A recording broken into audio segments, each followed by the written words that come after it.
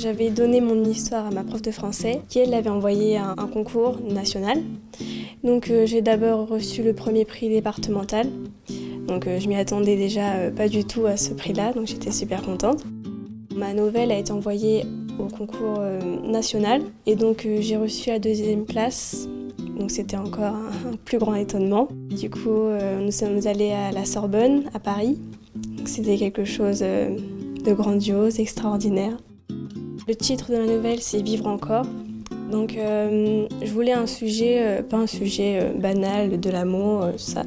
Je voulais un sujet qui touche les personnes, ici sur la mort. Je voulais faire vibrer le cœur des lecteurs. C'est une histoire d'une adolescente, donc elle est dans le coma et elle ne peut pas bouger, elle peut juste ressentir et entendre ce qui se passe autour d'elle, mais elle ne peut pas prouver sa présence. Donc des visiteurs viennent lui rendre visite. Grâce au contact de ses proches, elle va retourner dans ses souvenirs, dans le passé, et donc elle va découvrir comment elle est arrivée ici.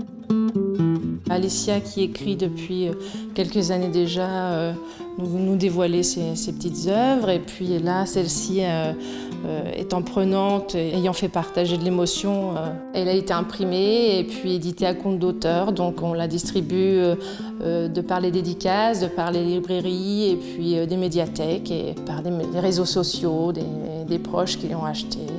On cherche un éditeur pour que son travail soit reconnu.